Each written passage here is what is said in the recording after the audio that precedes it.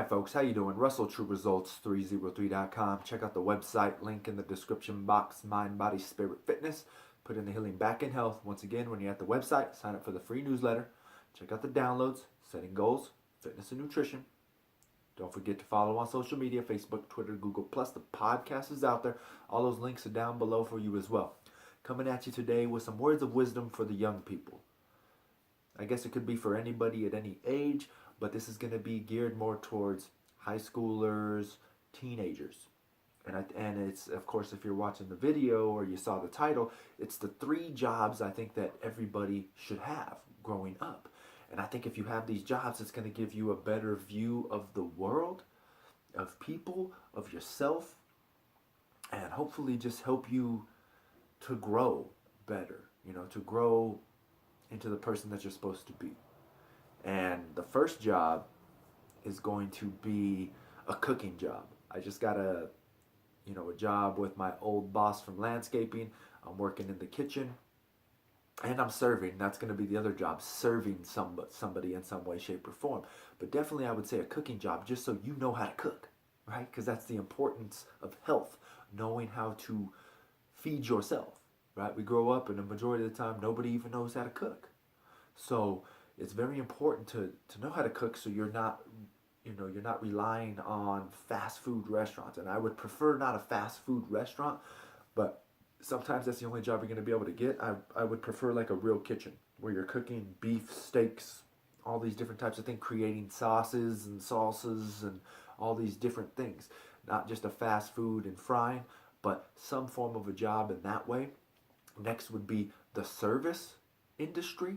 So for me, I'm cooking sometimes, and then other times I'm out actually serving people, taking them the food, talking to them, getting them drinks and things like that. And that's just going to help you in general become better at conversating with people, dealing with people that you don't like, because unfortunately in today's world, we tend to not be as social, and if we are, we're only social to those that are like-minded. And the beauty of this type of environment is that it's going to force you to deal with people that you might not get along with. All right? And then last but not least is some form of a trade, right? Whether it be landscaping, building houses, mechanics, whatever the case may be. Mechanics would probably be a little bit better. Mechanics or landscaping, because as you grow older, you're going to have a car, you're most likely going to have a yard, and these are things that are going to save you money in the long run, right? You're going to be able to work on your own car, and you're going to be able to do your own landscaping repairs. And it could be the same for plumbing and things like that. But once again, just a trade job. Because sometimes we've got to understand that school, if you're not great at school, why are you going to try to go to college? Just because the world is telling you you need to go to college? Because it's going to get you a good job? You've got to understand there are plenty of people that are making plenty of money that never went to college.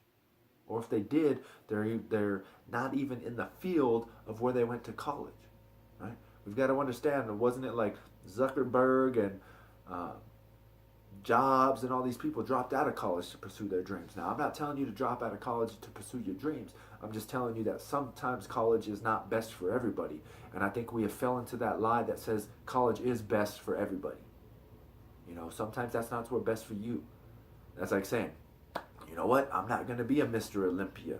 That's not in my DNA. That's not my makeup. But that doesn't mean I'm not going to lift weights. I know it has health benefits, so I'm going to do it, right?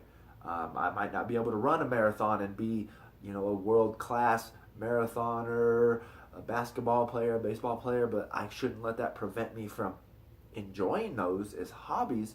But it's not something that I should put all my time and effort into. That's not what God has built me to be, the type of person that He's created me to be.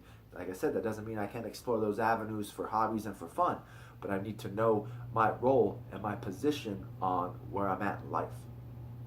So once again, I think those are the 3 best jobs. You need to cook just because people don't even know how to cook, right? You should be in a service industry of some sort so you can be out there and you can actually interact with people like-minded, not like-minded, make you not as, what's the word I'm trying to say, think of where they say, just a non-social person, and then some form of a trade and, some form of a construction job. And then last but not least, this one, because I did this as well when I was younger, something dealing with kids. I was always a hockey player. My first job was a skating rink, so I actually coached little kids in hockey, 5 to 7 or 8, 8 to 11, and 11 to 18. I coached kids, so I think it's something you should be around kids. I think just because sometimes, once again, right, we get in that situation where we're around parents that might not be the best at raising their children, so we just think, oh, all kids are horrible, and that leads us down a path that maybe was not meant for us to walk. And that's just because of a bad experience. And we need to make sure that we don't let one bad experience ruin it. And to tell you the truth, when I used to coach kids, it was a great experience. I got some of my best experience of coaching is with the really little kids, like the 5-year-olds. There was one kid, he was 4, and personally, I think the owner let him play because his mother was a good-looking lady, right? But it was funny when I would coach that little guy because he was so small that he couldn't really skate. He didn't really do anything. But a lot of it, we would cut the floor, so the regular floor would go this way, and then we would cut it right here to where the 9 to 11s would play on this part, and then the little kids would play this way instead of this way, right? They would play this way on that small part, and I'd always have to push that little kid around while trying to coach, and if he would fall, I'd go to pick him up, and I'd go to set him down, and he wouldn't put his feet down. And then if he did stand up, he would just sit there and wave at his mom, like, hey, Mom, I'm here, So once again, I think something about being around kids, babysitting, whatever the case may be, just to not fall into that trap that I think they have spoon-fed us here in the United States, that kids are going to ruin your life and you're not going to be able to live the life that you want to live because you have a child.